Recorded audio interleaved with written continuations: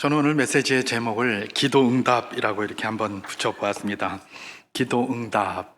우리 그리스도인이 사실은 굉장히 관심이 많은 게 기도응답이 아니겠습니까? 그래서 오늘 본문을 이렇게 토대로 해서 기도응답에 대해서 한번 잠깐 살펴보기를 그렇게 소망합니다. 사실 기도 그러면 이건 꼭 기독교에만 있는 게 아닙니다. 그죠? 기도 그러면 모든 종교에 다 기도가 있습니다. 모든 종교에 다 기도가 있다. 그래서 그리스도인이 기도라고 이야기를 하면 그걸 가지고 이게 기도에 대한 다른 관점, 세상적인 관점을 가지고 비난하는 사람들이 굉장히 많습니다. 세상의 사람들뿐만 아니라 심지어 목사님들도 그런 사람들이 있고요. 또 심지어 신학자라고 하는 사람들도 그런 사람들이 있고요. 다양합니다. 왜냐? 기도라는 것이 기독교에만 있는 것이 아니고 일반 모든 다른 종교에도 다 토대가 되고 기본이 되기 때문에 그래서 기도에 대한 오해가 상당히 많고 그래서 또 세상의 기도의 관점이나 교회의 기도 관점을 거의 같은 것으로 생각하고 그렇게 이야기하는 비난이 굉장히 많은 것이죠. 여러분, 세상의 기도의 관점 그리고 그걸 갖다가 교회에다가 질타하는 그런 관점 몇 가지를 한번 살펴보면 기도 응답과 관련된 것이 있습니다. 그게 뭐냐면 인디안 기우제라는 겁니다. 여러분, 인디안 기우제 무슨 말입니까? 인디안들이 기도를 합니다. 언제 기도를 합니까? 비가 안 오는 거예요. 비가 안 오니까 비가 오게 해달라고 막 그냥 기도를 합니다. 기도를 하는데 언제까지 기도합니까? 비가 올 때까지 기도해요. 계속 비가 올 때까지. 그러면서 그걸 기독교의 기도다라고 하면서 욕합니다. 세상 사람들이. 기독교 니네도 계속 기도하려며, 될 때까지 기도하려며, 그러니까 그거나 다를 게 뭐냐, 이렇게 이야기를 하는 것이죠. 겉으로 볼 때 그렇습니다. 그죠? 이전에도 보면, 우리가 기도해야 된다. 기도원에 올라가서, 산에 올라가서 소나무 뿌리 하나 뽑을 때까지 기도한다. 이런 이야기 많이 하잖아요. 그러면 소나무 뿌리를 왜 뽑습니까? 산에 올라가서? 내가 바라는 소원이 있는데 그 소원 그거 들어달라고 소나무 뿌리 뽑는 것 아니겠습니까?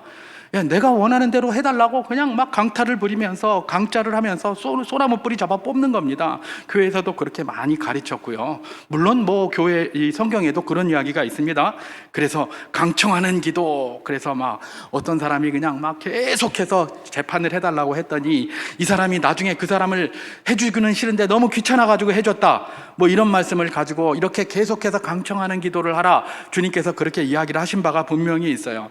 그러다 보니까 이건 인디안 기우제나 니네 기도나 끊임없이 기도하고 될 때까지 기도하는데 안 되는 게 어딨노?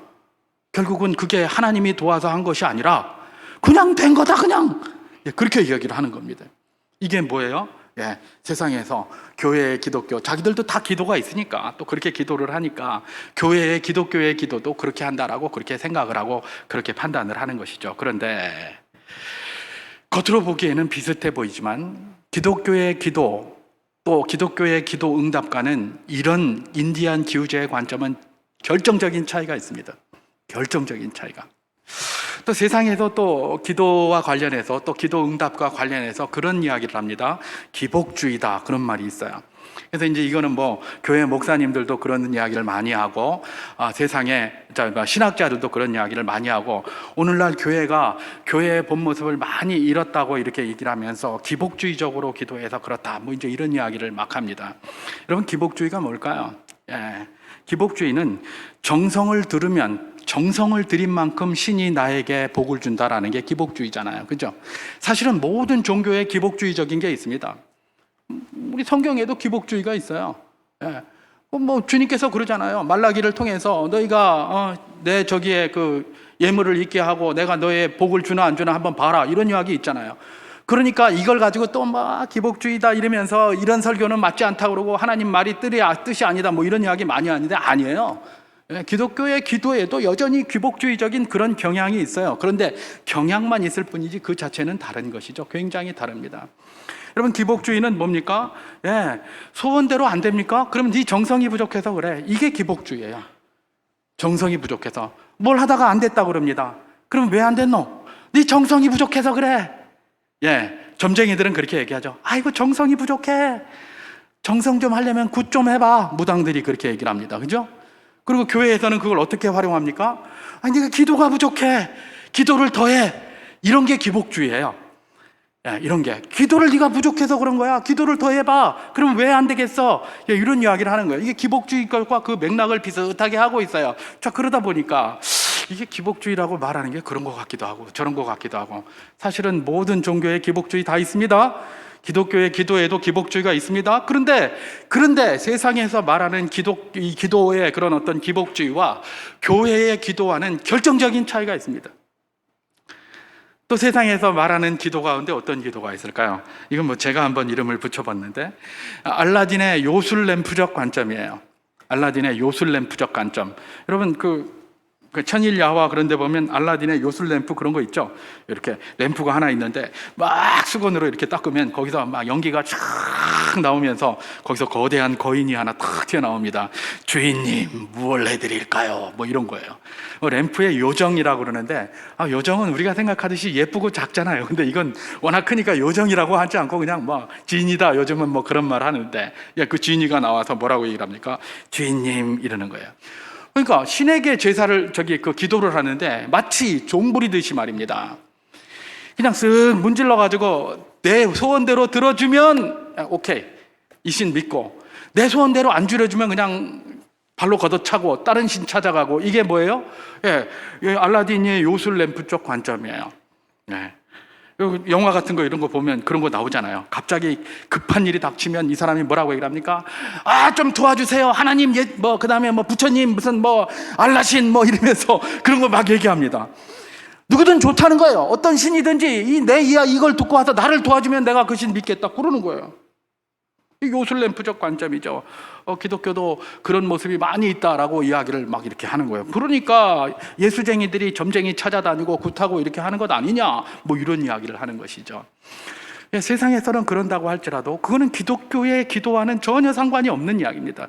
기독교의 기도는 결정적인 차이가 있어요. 특별히 얻은 것에서요, 기도 응답에 대한 관점에서 이런 기도에 대한 것들과 결정적인 차이가 있어요. 여러분, 제가 앞에 지금 설명한 3개 정도만 이야기했는데, 인디안 기우제, 기복주의, 그 다음에 알라딘의 요술램프, 이런 의미에서의 기도는 어떤 겁니까? 내 소원대로 되는 것에 기준이 있는 거예요. 그런데 기독교의 기도는 기본적으로 그런 의미가 있습니다만은 결정적인 차이가 있습니다. 뭐냐면 바로 그 기도 응답에 대한 관점의 차이가 결정적인 차이예요. 어떤 관점의 차이입니까? 그 사람들은 자기가 소원대로 되는 것을, 자기가 빈 대로 되는 것을 기도 응답이라고 본다면, 기독교의 응답은 그것과 결정적인 차이가 있는데, 그 차이가 어디에 나타나느냐? 우리 주님께서 기도하신 겟세마네의 기도를 살펴보면 결정적인 차이가 나는 것이고, 이것이 바로 그리스도인의 기도 응답이 되어야 한다는 것들을 우리에게 도전하고 있는 것입니다. 제가 한번 그 겟세마네의 기도를 봉독해 보도록 하겠습니다. 마태복음 26장 38절에서 39절까지 말씀입니다. 이에 말씀하시되 내 마음이 매우 고민하여 죽게 되었으니 너희는 여기 머물러 나와 함께 깨어 있으라 하시고, 조금 나아가사 얼굴을 땅에 대시고 엎드려 기도하여 이르시되 내 아버지여, 만일 할만하시거든 이 잔을 내게서 지나가게 하옵소서. 그러나 나의 원대로 마시옵고 아버지의 원대로 하옵소서 하시고, 이렇게 얘기를 합니다. 주님께서 이제 제자들과 마지막 만찬을 마치신 후에 십자가에 달리시기 전에 겟세마네로 가서 그렇게 기도를 하십니다. 주님께서는 하나님의 뜻이 무엇인지를 잘 알고 계셨어요. 그분 본체 하나님이시잖아요. 그래서 십자가로 가시는 것이 그 뜻인 줄을 정확히 알고 있었어요. 그런데 주님께서는 여기서 기도합니다. 뭐라고 기도합니까? 자기 소원을 이야기를 하는 것이죠. 제자들에게 내 마음이 그야말로 고민하여 죽게 되었다. 얼마나 주님께서 힘드셨으면 제자들한테 내 죽겠다 이런 소리를 하겠습니까? 지금까지는 무슨 말씀을 하고 다니셨습니까? 제자들하고 할 수 있거든요. 무슨 말이냐, 믿는 자에게 못할 일이 없다, 능치 못할 일이 없다 이래가면서 말입니다, 큰 소리를 치시고 막 그러고 다녔는데, 그 자리에 가서는 제자들에게 굉장히 나약한 모습을 보이는 겁니다. 내가 고민하여 죽게 됐다, 내 죽겠다, 힘들어서. 그렇게 하는 거예요. 그러고 나서 하나님 앞에 기도하는 거죠. 하나님, 제발 할만하시거든 이 잔을 내게서 좀 옮기십시오. 다른 기회를 좀 주십시오. 이게 주님의 소원입니다. 주님의 바라는 소원이 뭐였습니까? 십자가라는 잔을 좀 딴 데로 옮겨줬으면 하는 것이 주님의 소원이었어요. 그게 소원이에요. 이 소원이 얼마나 처참한 것이었는지 히브리서 기자는 히브리서 5장 7절에서 이렇게 기록하고 있습니다. 그는 육체에 계실 때에 자기를 죽음에서 능히 구원하실 이에게 심한 통곡과 눈물로 간구와 소원을 올렸고, 그렇게 얘기를 합니다. 겟세마네의 이 기도가 주님의 간구요 소원이었다는 겁니다. 심한 눈물과 통곡으로 했다는 겁니다. 주님이 뭘 바라시는 겁니까? 나를 좀 이 잔을 옮겨주십시오. 얼마나 그냥 통곡과 심한 눈물로 했는지, 땀이 그냥 핏방울 떨어지듯이 땀이 줄 이렇게 흘러내리는 게 아니라 막 뚝뚝뚝뚝 떨어지는 거예요. 얼마나 그냥 기도에 열심을 내셨는지. 여기까지만 딱 보면 우리 주님의 기도나 일반 다른 종교, 타 종교의 기도나 다른 게 없어요. 근데 소원대로 해달라는 거예요. 나 지금 괴로우니까, 나 힘드니까 뭐 여기 이렇게 좀 해달라. 이거는 뭐 다른 종교에도 이런 기도는 다 있습니다. 기독교의 기도가 다른 종교의 기도하고 다를 게 하나도 없어요. 원하는 게 그거잖아요. 그죠? 이 문제 해결해 달라고, 소원해 달라고 부탁하고 매달리고 간청하고, 그야말로, 하나님 그만 바지가랑이 붙잡고 늘어지는 거, 이런 거는 뭐 다른 종교하고 전혀 다를 게 없어요. 그런데 기독교의 그 기도는 그야말로 이런 여타의 이런 종교의 기도와 결정적인 차이가 있는데, 그게 뭡니까? 바로 그 다음 부분입니다. 기독교의 기도는 거기서 머무르지 않습니다. 우리도 기본적으로 기도할 때 우리가 바라는 것, 우리가 소원하는 것 하나님 앞에 기도합니다. 근데 거기서만 그치지 않는 거예요. 거기서만 딱 그치면 그거는 여타의 타종교와 다를 게 하나도 없어요. 근데 거기서만 그치지 않고 좀 더 나아가는 거예요. 그 좀 더 나아가는 게 뭡니까? 우리 주님께서 기도하신 게 바로 그 내용이죠. 그러나 라고 시작을 하죠. 그죠? 그러나 나의 원대로 마옵시고 아버지의 원대로 되기를 원한다. 이렇게 이야기를 하는 거예요. 기독교의 기도, 그리고 기독교가 말하는 기도 응답이 여타의 타 종교와 겉으로 보기에는 비슷하지만 그것이 결정적인 차이가 있는데, 그것은 무엇입니까? 여타의 다른 종교들은 내 소원대로 되는 것을 원하는 것, 그것을 기도라고 하고 기도 응답이라고 한다면, 기독교의 기도와 기도 응답은 내 소원대로 이루어지면 참 좋겠지만은 그것이 결정적인 게 아닌 것이죠. 뭡니까? 하나님의 뜻대로 되는 게 결정적이에요. 여러분, 우리가 드리는 기도 말입니다. 우리 소원을 가지고 주님 앞에 기도를 합니다. 그러나 거기서 마치는 것은 하나님의 뜻대로, 거기서 마치는 것은 여타의 종교와 다를 것이 없습니다. 여타의 이방 종교들도 다 그렇게 해요. 그럼 어디까지 나아가야 된다는 겁니까? 내 기도를 통하여 하나님의 뜻이 이 땅에 이루어지게 하여 주시옵소서. 그렇게 기도해야 되는 것입니다. 그래서 우리 주님께서 친히 그렇게 이야기를 하셨죠. 주님의 제자들이 주님께 다가와서 그렇게 이야기를 합니다. 주님, 세례 요한들에게, 제자들에게 기도하는 법을 가르쳐 줬는데 우리도 기도하는 법을 좀 가르쳐 주십시오. 이렇게 얘기를 했어요. 그랬더니 우리 주님께서 기도하는 법을 가르쳐 주셨죠.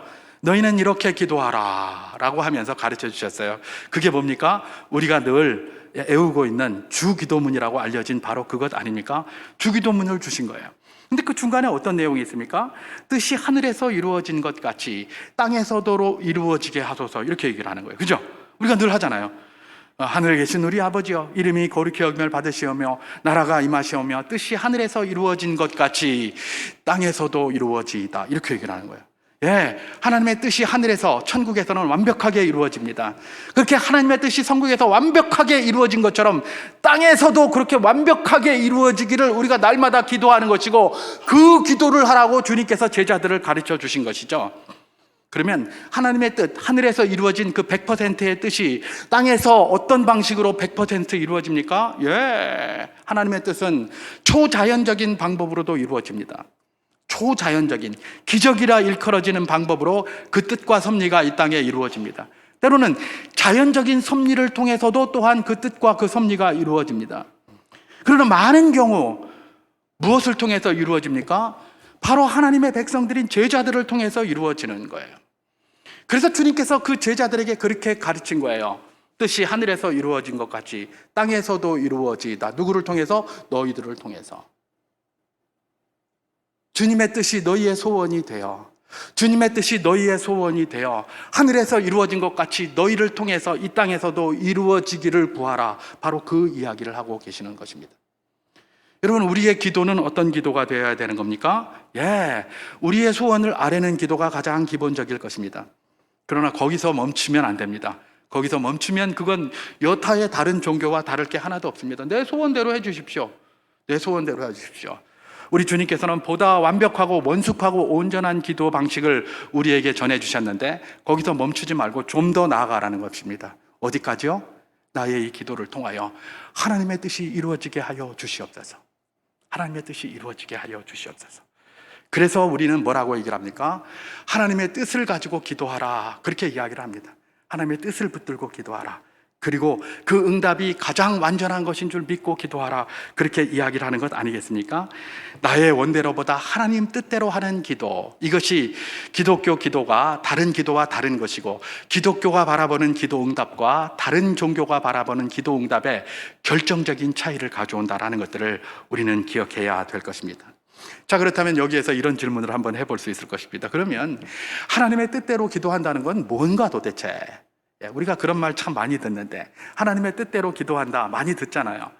하나님의 뜻대로 기도하라 그러는데, 그럼 도대체 그 하나님의 뜻대로 기도한다는 게 뭘까? 우리는 그런 질문을 해보지 않을 수가 없습니다. 왜냐하면 우리가 기도의 사람들이잖아요. 그렇기 때문에 늘 기도해야 되는데, 바로 그 질문에 우리가 답을 좀 가지고 있어야 될 것 아니겠습니까? 하나님의 뜻대로 기도한다는 건 뭘까? 그동안 우리는 잘 배워왔습니다. 하나님의 말씀을 열심히 보고 배워서 하나님 말씀대로 기도하는 것이 하나님의 뜻대로 기도하는 것이다. 예, 맞습니다. 하나님 말씀, 이 성경에는 하나님의 모든 뜻이 잘 축약되어져 있고 요약되어져 있습니다. 그래서 이 말씀을 열심히 보고 또 이 말씀을 열심히 묵상하고 그 말씀을 읽고 외우고 해서 기도할 때마다 그 말씀이 생각나게 하고, 생각나서 그 말씀을 가지고 기도해야 돼요. 그래서 이제 내가 막 뭔 기도를 하다가 갑자기 말씀이 똑 생각나요. 근데 내가 기도하는 소원과 그 말씀이 달라요. 그러면 말씀대로 기도해야지 라고 기도해야 되는 게 맞아요. 그래서 하나님의 뜻대로 기도한다는 것은 기본적으로 하나님의 말씀을 갖고 기도해야 되는 게 맞아요. 그런데 저는 목사로서 이 기도에 대한 그런 가르침을 많이 이렇게 묵상을 하면서 늘 제 마음 가운데 무거운 짐이 있었어요. 그게 뭐냐? 사실 저도 이 말씀 다 잘 모르거든요. 잘 몰라요. 목사도 잘 몰라요. 그리고 이 말씀을 또 해석하는 것도 사람마다 다 다르잖아요. 그죠? 사람마다 다 달라요. 지금 러시아하고 우크라이나하고 전쟁을 하고 있습니다. 러시아나 우크라이나도 다 정교회입니다. 정교회, 동방교회입니다. 아마 러시아 정교회에서도 열심히 기도하고 우크라이나 교회에서도 열심히 하나님께 기도할 겁니다. 뭐라고 기도할까요? 러시아는 저 패역한 우크라이나를 빨리 멸망시켜 주시옵소서, 이렇게 기도하지 않겠습니까? 우크라이나는 뭐라고 이야기를 할까요? 저 침략자 러시아를 빨리 멸망시켜 주시옵소서, 그렇게 하지 않겠습니까? 그럼 하나님은 어디에 응답해야 됩니까? 이걸 어떻게 해석하느냐에 따라서 굉장히 다른 결과를 가지고 올 수가 있는 것이죠. 우리도 하나님 말씀을 보지만 내가 100% 완벽하게 하나님의 뜻을 해석했다고 볼 수 없을 때가 굉장히 많이 있습니다. 그렇다고 한다면 도대체 하나님의 말씀을 붙들고 하나님의 뜻대로 기도한다는 것은 무슨 의미일까? 기본적으로는 성경을 많이 읽고 그걸 묵상하고 그렇게 기도하는 것이 가장 기본일 것입니다. 그런데 그 외에 여타의 많은 것들은 어떻게 할 것인가? 또 때로는 성경에 나오지 않고 오늘날 현대에 우리가 살아갈 때에 이걸 빗대어서 맞출 수 있는 것이 다 있는 것이 아닌데, 그러면 그런 것들은 어떻게 하나님의 뜻대로 기도한단 말인가? 이런 질문이 여전히 있는 것 아니겠습니까? 바로 그것인 것이죠. 자, 그렇다면 하나님의 뜻대로 기도한다는 것은 무엇일까? 얼마든지 다양한 방법이 있을 것입니다만 저는 한 두 가지만 그렇게 한번 이야기를 하고 마치려고 합니다. 그 한 가지는 성경에 명확하게 기록되어져 있는 하나님의 뜻이 있습니다. 그 뜻을 가지고 그 기도를 하는 거예요. 그 뜻이 뭡니까? 데살로니가전서 5장 17절에 뭐라고 이야기를 하죠? 쉬지 말고 기도하라. 이게 하나님의 뜻으로 기도하는 겁니다. 다시 말해서 많이 기도하라는 거예요. 많이 기도하라. 하나님의 뜻대로 기도하는 것은 뭡니까? 많이 기도하는 겁니다. 그 내용이 어떤 것과 기본적으로 상관없이 많이 기도하는 거예요. 일단은 그 내용은 뒤이고 일단은 많이 기도하는 거예요. 많이 기도하는 거예요. 왜 많이 기도하라고 하실까? 분명히 그 많이 기도하는 것은 이것이 그리스도 예수 안에서 너희를 향하신 하나님의 뜻이니라라고 분명히 얘기하셨어요. 그러니까 많이 기도하고 쉬지 말고 기도하는 게 하나님의 뜻이에요. 그러니까 하나님의 뜻대로 기도한다는 것은 쉬지 말고 기도하는 것이고, 이걸 오늘 우리의 입장에서 설명을 하면 많이 기도하는 거예요. 왜 많이 기도하라고 자꾸 하나님께서 말씀하실까? 이유가 있죠. 기도를 많이 하면 내 기도가 하나님의 기도가 돼요. 하나님의 뜻이 돼요. 기도를 안 하면 그게 잘 안 돼요. 내 소견에 오른 대로, 내 속에 있는 대로 막 그렇게 하게 돼 있어요. 근데 기도를 많이 합니까? 하나님께서 그 기도를 알게 하실 때가 있어요. 여러분, 대표적으로 누가 그게 성경에 나옵니까? 사도 바울이 나오잖아요. 사도 바울 보세요. 자기 몸에 육체에 가시가 있었어요. 그러니까 이 가시를 가지고 기도할 수밖에 없었어요. 왜요? 사도 바울은 복음 전하는 자잖아요. 그래서 복음을 가지고 들고 나가서 예수를 믿으라. 예수를 믿는 자는 너희 집이 구원을 얻을 것이다. 너희 모든 연약함에서 치유를 받을 것이다. 너가 회복을 얻을 것이다. 막 그러고 선포하고 다녔어요. 그랬더니 사람들이 뭐라고 얘기를 합니까? 야, 바울, 네 병이나 고쳐라 인마. 다른 말 하지 말고. 이렇게 한 거예요. 그러니까 사도 바울이 얼마나 괴롭겠습니까? 우리도 그런 게 있잖아요. 아이고, 내가 뭐 전도를 하고 뭐 복음을 전하려면 내가 저들보다 좀 뭔가 나은 게 있어야 되는데 그게 없으면 내가 어떻게 하겠노? 이런 생각이 많이 들잖아요. 똑같은 마음이에요. 누구든지 그런 마음 갖고 있어요. 그래서 사도 바울이 몇 번 기도했다고요? 3번 기도했잖아요. 3번 기도했다는 것은 딱 3번 한 게 아니죠. 충분히 했다는 말이죠. 충분히 기도를 했어요. 그랬는데 하나님께서 응답을 하셨습니까? 안 하셨습니까? 하셨죠? 뭐라고 응답하셨습니까? 야, 그만해라 그냥. 네 병 안 고쳐준다 내가. 이렇게 한 거예요. 그럼 이게 응답 받은 겁니까? 안 받은 겁니까? 받은 겁니까? 안 받은 겁니까? 받은 거예요. 받은 거. 내가 안 고쳐주겠다.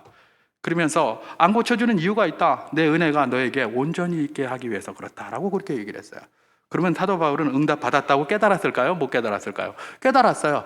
그래서 내가 더 이상 이제 이거 구하지 않고 내 약한 것을 오히려 자랑하리라 이렇게 하고 다녔잖아요. 여러분, 이게 무슨 말입니까?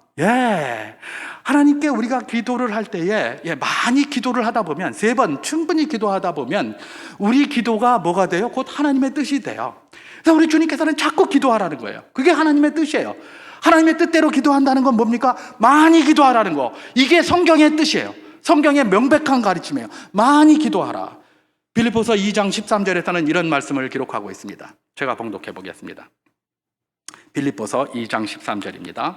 너희 안에서 행하시는 이는 하나님이시니 자기의 기쁘신 뜻을 위하여 너희에게 소원을 두고 행하게 하시나니 이렇게 기록합니다. 너희에게 하나님의 기쁘신 뜻을 너희에게 소원을 두고 행한다라는 말이 뭡니까? 하나님의 기쁘신 뜻이 우리의 바라는 바가 되는 거예요. 내가 소원은 이런 거였는데 자꾸 기도하다 보니까 하나님의 뜻이 곧 내 뜻이 되는 거예요. 자꾸 기도하다 보니까 그렇게 돼요. 그래서 뭐가 되는 겁니까? 결국은 내가 나중에 내 소원이라고 이야기를 했는데 알고 봤더니 하나님의 뜻이, 하나님의 기쁘신 뜻이 우리 소원이 돼서 그걸 우리 삶 가운데 이루게 만드는 거예요. 여러분, 기도를 많이 하는 이유가 뭡니까? 기도를 1번 하고 2번 하면 그냥 내 뜻만 이렇게 이야기가 돼요. 그리고 내 뜻이 됐는지 안 됐는지를 가지고 기도를 평가해요. 근데 기도를 많이 하면 뭐가 됩니까? 우리 안에 계신 성령께서 하나님의 뜻을 밝히 알게 해주시고 내 기도를 교정시켜 주시고 하나님의 뜻이 무엇인지를 깨닫게 하세요. 그래서 때로는 내가 원치 않지만 기도하게 돼 있어요. 기도 많이 하시는 분들 특징, 가끔가다 그런 소리, 요즘은 뭐 제가 별로 그런 말을 못 들어봤는데 전에 보면 그래요. 막 미어 죽겠는데 하나님이 나를 그거 기도하게 하신다고 잠을 안 재우신다, 뭐 이런 말 하는 경우가 있어요. 이게 뭘까요? 나는 기도하기 싫어요. 근데 하나님이 잠을 안 재우시는 거예요. 요나 보세요. 니느웨에 가서 복음 전하고 그들을 위해서 기도하기 싫어요. 그냥 싫어요. 그런데 하나님의 뜻은 뭐예요? 그 싫은 요나를 때려 눌러가지고 그냥 가서 그렇게 하게 하시잖아요. 이게 하나님의 뜻이에요. 이게 뭡니까? 기도를 많이 할 때에 그런 역사가 일어나는 것이죠. 하나님의 뜻이 곧 내 뜻이 돼 가는 거예요. 내 뜻이 곧 하나님의 뜻이 맞춰져 가요. 기도를 많이 하면 할수록. 왜? 우리 가운데 성령이 계시기 때문에 그렇다는 겁니다. 그래서 기도를 많이 하는 것이 하나님의 뜻대로 기도하는 거예요. 그러면 하나님의 뜻대로 기도한다는 것 한 가지만 더 생각해 볼 텐데 그건 뭡니까? 한 가지만 더 생각해 보면 그것은 하나님의 뜻대로 기도한다는 것은 결과를 하나님 앞에 맡긴다는 거예요. 이게 하나님의 뜻대로 하는 기도입니다. 여러분, 하나님께서 우리에게 복 주시는 분이신 줄 믿으십니까? 하나님께서 우리에게 은혜 베푸시고 평강 베푸시기를 원하시는 분이신 줄 믿습니까? 아멘. 하나님이 우리 삶의 모든 것들을 섭리하시는 분이신 줄 믿습니까? 하나님이 우리 아버지인 것을 믿습니까? 하나님이 우리에게 좋은 것 주시는 분이심을 믿습니까? 그 믿음 붙들고 기도하는 거예요. 그럼 결과를 모두 다 누구에게 맡기는 겁니까? 좋은 것 주시는 하나님께 맡기는 거예요. 누가 하나님한테 뭐 은혜 달라고 그러고 지켜달라고 그러고 복 달라고 그러고 뭐 평강 달라고 하지 않았습니다. 근데 하나님께서는 친히 아론을 불러서, 대제사장 아론을 불러서 그렇게 얘기를 했잖아요. 나는 너희에게 복 주기를 원하고, 너희를 지키기를 원하고, 너에게 은혜 베풀기를 원하고, 너에게 평강 주기를 원한다. 그러니까 그걸 네 백성들에게 가서 선포해라. 이렇게 얘기를 하셨어요. 누가 그거 달라고 하지 않았어요. 하나님이 친히 그렇게 하시겠다고 하셨어요. 우리는 그 약속의 하나님을 믿는 겁니다. 우리는 그 선하신 하나님을 아버지라고 부릅니다. 아버지가 자녀에게 악인이라도 먹을 것, 좋은 것을 달라고 먹을 것을 달라는 자녀에게 뱀이나 돌을 주지 않습니다. 악인이라도. 하물며 하나님이시겠습니까? 하나님 우리 아버지는 우리에게 좋은 것을 주시는 분이십니다. 내가 바라는 걸 왜 모르겠습니까? 그러나 하나님께서는 나보다도 더 크신 분이시고 나보다도 더 전능하신 하나님이시죠. 그렇기 때문에 내가 원하는 대로 다 안 들어줬다고 기도 응답을 안 받는 게 아니죠. 하나님이 나에게 어떤 현상을 보여주셨습니까? 그게 무엇입니까? 하나님이 가장 좋은 것으로 내게 주셨구나라는 것들을 받고, 그리고 그것이 내 마음에 들지 않고 내 마음과 맞지 않다면 그것이 왜 그럴까? 그것을 가지고 하나님 앞에 붙들고 매달리면서 그 문제를 해결하기 위해서 또 다른 방향의 노력과 기도를 해나가야 되는 것입니다. 우크라이나의 기도를 들어야 될까요? 러시아의 기도를 들어야 될까요? 누구의 기도를 들어야 될까요? 여러분, 튀르키예가 지금 지진으로 말미암아 엄청난 그런 타격을 받았습니다. 그들을 위해서 중보합니다. 하나님이 그거 들으실 것입니다. 그건 하나님의 뜻이기 때문에 그렇습니다. 아이고 뭐 거기는 뭐 무슬림이고 뭐, 하나님이 기뻐하지 않는 소리입니다. 모든 생명은 하나님 앞에 귀한 존재입니다. 그렇기 때문에 우리가 그들을 위하여 기도하고, 또 할 수만 있다면 그들을 도와야 할 것입니다. 우리도 그렇게 하게 될 것입니다. 어쨌든지 간에 하나님이 기뻐하시는 것들이 있는데 하나님의 뜻을 이루어가는 것이지 우리의 뭔가를 이야기하는 것이 아니에요. 그러다 보니까 우리가 뭡니까? 아까 고백했던 것처럼 우리가 드리는 것들, 우리에게 펼쳐지는 모든 상황과 환경들은 이 섭리하시는 하나님께서 우리의 인생을 붙들고 가장 우리에게 온전하고 좋은 것으로 주신다는 그것 붙드는 겁니다. 하나님의 뜻대로 기도한다는 건 뭘까요? 내 소원을 갖다가 아뢰고 하나님의 뜻대로 되기를 원합니다라고 이야기를 했다면 우리에게 펼쳐지는 모든 상황은 나에게 가장 온전한 상황이다라는 것들을 우리가 받는 것입니다. 그게 바로 하나님의 뜻대로 기도하는 것입니다. 여러분, 오늘 본문을 한번 보면 오늘 본문에 아브라함의 중보기도, 우리가 잘 알고 있는 중보기도가 나타납니다. 하나님께서는 그야말로 뜻이 있었습니다. 그거는 소돔과 고모라를 다 멸하시는 것이었어요. 그게 하나님의 뜻이었어요. 그런데 하나님께서 바로 가서 멸하시면 되는데 바로 가서 멸하시지를 않고 아브라함을 찾아오셨어요. 왜요? 아브라함의 중보기도를 듣기 위해서 찾아오셨다고 그랬죠? 와서 찾아오셨어요. 그래서 그냥 확 멸하러 가겠다라고 이야기를 했더니 아브라함이 갑자기 기도를 하기 시작합니다. 뭐라고 기도를 합니까? 오늘 본문 뭐 내용이 똑같으니까 제가 이 창세기 18장 23절과 24절만 한번 다시 봉독해 보도록 하겠습니다. 아브라함이 가까이 나아가 이르되 주께서 의인을 악인과 함께 멸하려 하시나이까? 그 성 중에 의인 50명이 있을지라도 주께서 그곳을 멸하시고 그 50의인을 위하여 용서하지 아니하시리까? 이렇게 하고 나서 처음에는 50명, 그 다음에 용서해 주십시오라고 하면서 45명, 40명, 30명, 20명, 10명까지 쭉 내려갑니다. 계속해서 깐족깐족하고 있습니다. 그렇죠? 아브라함이, 제가 하나님이면 그냥 깃방맹이 한 대 때려버리겠다 이렇게 기를 것 같아요. 깐족깐족하면서 계속 조금씩 내려갑니다. 근데 제가 세봤더니 6번을 이루고 앉았어요. 기왕에 할 거 한 번 더 해서 7번 했으면 완벽하게 한 건데, 그죠? 딱 6번 하고 더 이상 내려가기에는 자기도 미안했는지 거기까지 하고 말았던 거예요. 그런데 아브라함이 이렇게 소돔과 고모라가 멸하면 안 됩니다. 그 안에 의인이 있을 텐데 의인과 악인을 함께 멸하는 게 맞겠습니까? 라고 막 항변하면서 멸하면 안 됩니다 라고 이야기를 하는데, 소돔과 고모라를 하나님이 멸했습니까? 안 멸했습니까? 멸했어요. 원래 하나님의 뜻이 소돔과 고모라 멸하는 거예요. 아무리 아브라함이 여기서 소돔과 고모라를 위해서 중보하고 뭐 이렇게 해도 하나님의 뜻은 거기 멸하는 거예요. 그래서 가서 멸해버린 거예요. 무슨 말입니까? 우리가 기도합니까? 기도를 해도 하나님의 뜻에 맞는 기도를 하면 응답이 되고, 그렇지 않으면 멸하는 거예요.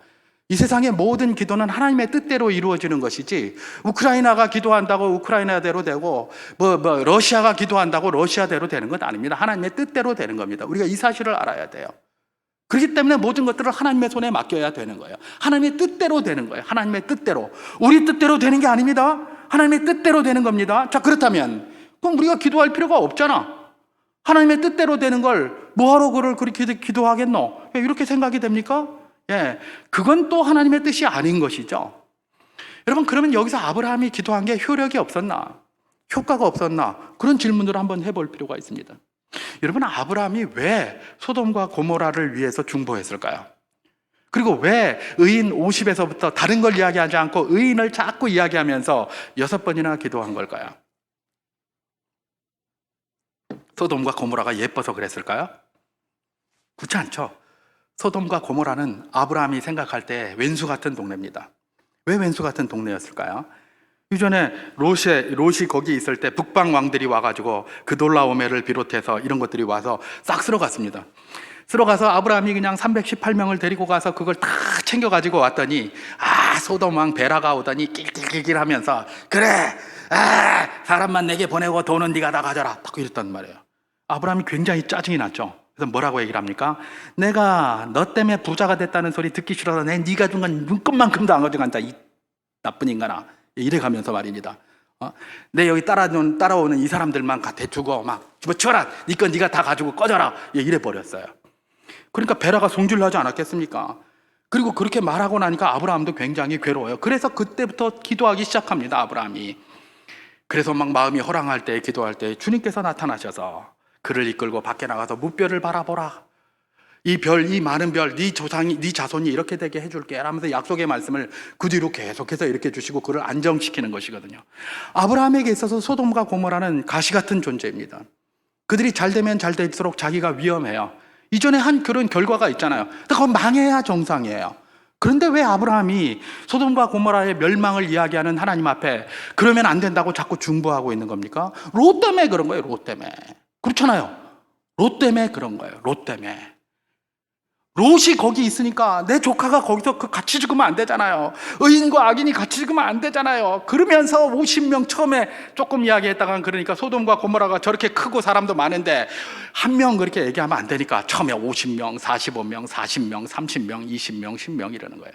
10명까지 내려왔을 때는 그래도 롯의 자녀들 사위 이렇게 하면 한 6명 되고 한 4명쯤은 있지 않겠나 싶어서 그랬는지 모르겠어요. 어쨌든 거기까지 내려온 거예요. 아브라함의 중심을 빤히 알아요, 하나님이. 뭐예요? 롯 때문에 그런 거예요. 그리고 베드로전서에서는 롯을 뭐라고 얘기를 하죠? 비록 그가 세속에 가득한 자였지만 의인이라고 표현하고 있어요. 하나님도 그를 죽이기 원하시지 않아요. 의인을 멸하기를 원하지 아니하세요. 여러분, 우리가 여기서 10명이 없어서, 의인 10명이 없어서 소돔과 고모라가 멸망하였다, 이런 식으로 해석을 하면 이 하나님의 뜻을 굉장히 왜곡될 가능성이 많습니다. 하나님은 10명이 없어서 이 소돔과 고모라를 멸망시킨 게 아니에요. 원래 멸망시키려고 했어요. 근데 그 중에 한 명을 사랑하셔서 그 한 명을 살리시는 거예요. 그게 성경을 제대로 보는 방식이에요. 여러분, 예루살렘 성, 나중에 예레미야서에서 뭐라고 얘기를 합니까? 야, 예레미야야, 네가 바쁘게 예루살렘 이 시내를 한번 돌아다녀 보면서 의인 한 명이라도 찾으면 내가 이 시내를 사하리라, 그렇게 얘기를 하셨어요. 하나님께서는 의인 10명이 안 되기 때문에 부순 게 아니에요. 의인 한 명이라도 살리시기를 원하시는 하나님의 사랑이 여기에 듬뿍 묻어 있는 거예요. 그러면 뭡니까? 소돔과 고모라는 결국은 하나님 앞에 멸망받기로 작정되어져 있는 도시였어요. 거긴 멸망받아야 돼요. 그런데 그 가운데 누가 있는 겁니까? 의인 하나가 있는 겁니다. 그래서 어떻게 합니까? 그에게 산으로 올라가라 그랬더니, 뒤에서 우리가 살피겠지만, 아이고 산은 너무 멉니다 그랬더니, 저 소알 땅에 가 있을게요. 거기도 비슷하니까. 그랬더니, 그러면 내가 소알도 원래 멸망시키려고 했어요. 그랬는데 롯이 거기로 가겠다고 하니까 그의 기도를 또 들어가지고 거기다 보내고 소알은 살아남은 거예요. 여러분, 이 모든 것들이 뭐냐? 아브라함은 롯 때문에 중보 기도를 한 것이지 소돔과 고모라가 예뻐서 한 게 아니에요. 근데 롯 살렸잖아요. 또 롯 때문에 소알도 살았잖아요. 결국은 아브라함, 겉으로 볼 때는 아브라함의 기도가 응답되지 않은 것 같아 보이지만 사실상 응답된 거라는 사실을 보게 되는 것입니다. 특별히 우리가 읽지는 않았지만 창세기 19장 29절에 이런 말씀이 있습니다. 하나님이 그 지역의 성을 멸하실 때, 곧 롯이 거주하는 성을 엎으실 때에 하나님이 아브라함을 생각하사 롯을 그 엎으시는 중에서 내보내셨더라. 그렇게 얘기합니다. 롯을 내보낼 때 뭘 했다고요? 아브라함을 생각하사. 아브라함의 마음을 아시는 거예요. 아브라함의 마음을. 아브라함의 기도는 소돔과 고모라가 그냥 온전한 것이었지만 그걸 확 멸하세요. 하나님의 뜻대로. 근데 그의 중보기도의 그 마음을 생각하사 롯은 벗어나게 하시는 것이죠. 이게 뭡니까? 하나님의 응답이었다는 것입니다. 여러분, 하나님의 기도 응답이 우리의 뜻과 다르고 우리가 원했던 것과 다를 때가 굉장히 많습니다. 그러나 그게 달랐다고 기도가 응답되지 않았다, 그게 아닙니다. 모든 기도의 응답은 하나님의 뜻대로 되는 줄 믿으시기 바랍니다. 다만 우리가 기도함으로써 하나님의 선하신 은혜가 더욱더 풍성하게 우리에게 다가오고 더욱더 풍성하게 우리를 새롭게 하고 있기 때문에 그래서 계속해서 기도하기를 원하시는 것입니다. 여러분, 지금 기도의 응답을 기다리고 계십니까? 여러분, 기도의 응답 안 됐다고 생각하지 마시고 주변을 자세히 보십시오. 많이 돼 있습니다. 많이 돼 있으니까 그걸 발견할 줄 알아야 돼요. 그런 영안을 달라고 하나님께 또 기도를 해야 되는 것입니다. 여러분, 우리가 잘 아는 것처럼 이스라엘 백성들이 애굽에서 비돔과 라암셋이라는 그런 노역을 그 성을 짓는 노역을 하게 됐습니다. 얼마나 힘들었는지. 이 사람들이 하나님 앞에 기도를 합니다. 막 외치면서 주님, 이 모든 학정으로부터 우리를 구원하여 주시옵소서 기도를 했더니 하나님이 그 기도를 들으셨어요. 그리고 응답을 딱 해주셨어요. 무슨 응답을 해주셨을까요? 애기 하나 휙 던져줬어요. 무슨 애기죠? 모세. 아니, 하나님 우리를 이 학정으로부터 구원해 주시옵소서 그러면 하나님이 번개로 부지직하든지 아니면 10가지 재앙으로 확 쓸어버리든지 아니면 그냥 장군을 하나 보내가지고 그야말로 군대를 이끌고 나가서 저것들을 딱 쳐부술 걸, 이런 걸 보내줘야 되는데 누구를 보내줬어요? 갈대나무 상자에서 애처로이 울 수밖에 없었던 어린 아기 모세를 하나 휙 던져준 거예요. 이게 네 답이다. 우리 주님 당시에는 로마의 학정에서 힘들어하면서 이 로마의 압제와 이 헤롯 왕의 이 학정으로부터 우리를 구원해 주실 그리스도를, 메시아를 보내주시옵소서라고 했더니 하나님께서 답으로 딱 주신 게 있어요. 자기 아들을 보내셨는데 애기 하나 만들어가지고 그것도 애기도 그냥 짐승 우리의 저 구석에서 휙 던져놓고 얘다, 여기 응답이다 라고 주는 거예요. 이걸 보니까 사람이 믿을 수가 없는 거예요.